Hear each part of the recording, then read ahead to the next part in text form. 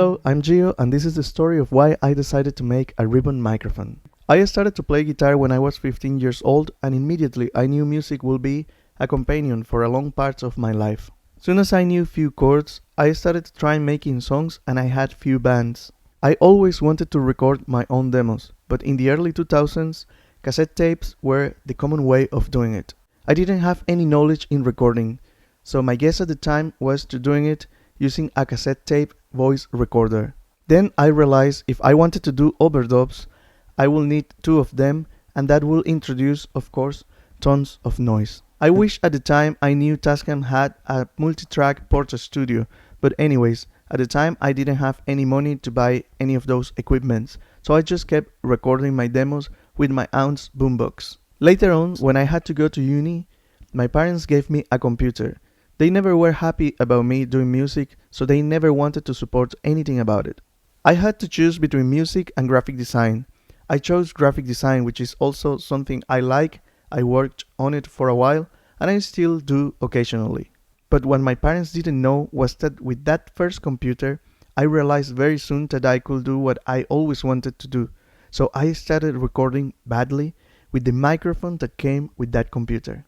Through the time, I moved from one computer to another computer, and I just kept recording demos, figuring out all by myself. YouTube at the time was new, and there were just few channels about music production.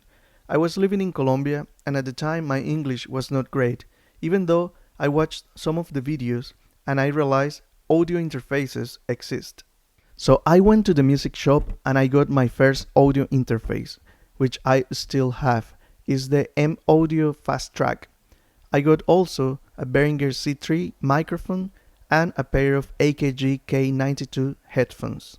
It was a low budget kit, but I could recognize immediately a big jump in the quality in the recordings. Unfortunately, my mixing skills were not good, so my mixes were very far from what I expected. I moved to Barcelona in 2016 to study stop motion animation, and I planned to go back to Colombia to continue my career as a graphic design teacher. But all my plans changed because I met my wife while studying the same stop motion master degree, and after 2 amazing years in Barcelona, we decided to move to Australia and open our own stop motion studio. You can check our website here and have a look of what we do. Stop motion has the characteristic where you need to resolve problems by creating solutions with your hands, and these have been a common approach for me and my wife. And being living in Australia for a few years now, it gave me my second language, which allowed me to research tons of information about this passion for learn how to record things. And very soon I fell in the rabbit hole of microphones, especially how each microphone fits specific voices. Me and my wife were recording an album, and at the time we were trying to find the perfect microphone for each of our voices, but in a friendly price. So we got a Rode NT1 for her and for me an MXL 990, which I read in Sylvia Massey's book Recording Unhinged. It was the microphone that Matt Wallace used in some of his recordings. So I thought, if this microphone sounds good to Matt Wallace, it should be good for me, and at least it's quite affordable. So I gave it a try and it was excellent for my voice, until I was listening an album from one of my favorite artists. It was Cavallo from Rodrigo Amarante.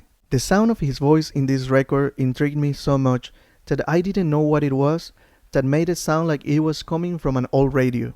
And because at the time I was obsessed with microphones, I just wanted to know what microphone he uses. So I researched everywhere I could and nothing popped up until one day I found an interview of him talking about the recording of his album. But it was all in Portuguese. Fortunately, by the similarities of Spanish and Portuguese and my love for Brazilian music, I could understand what I was looking for. Microfone de fita, which means ribbon microphone.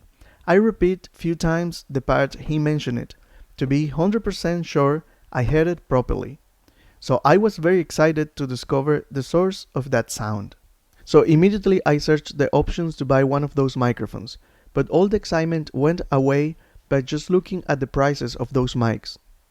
So I thought, well, at least let's search what is inside of those microphones to know what makes them so expensive. And for my surprise, the ingredients are 2 magnets, 1 strip of thin aluminum foil, and a transformer. So I thought, at least on paper, this microphone design looks like the simplest mic of all the mics I know. I searched on YouTube and I realized how easy it was to find the magnets and put them together, but I didn't understand why a thin sheet of aluminum foil was so overpriced, and also the shipping to Australia was expensive too. So one day while I was in the supermarket, I thought, wait a minute, there's a lot of products here covered with thin layers of aluminum, so I found few that worked great for the ribbon. And finally, the transformer.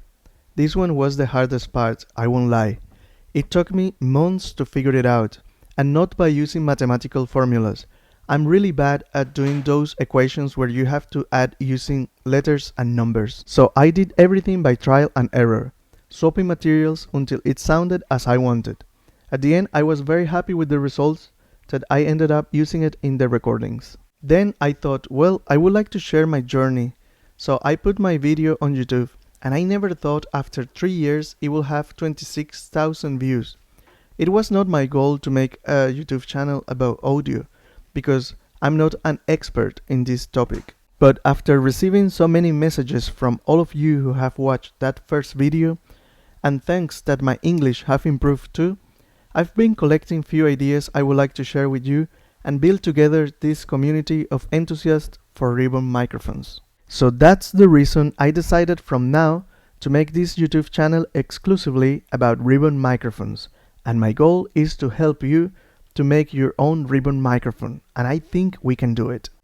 The only thing I would like to ask from you is to subscribe to this YouTube channel, click the notification bell, and share it with as many people as you can and think will be interested in to make their own ribbon microphone. See you in the next video. Bye.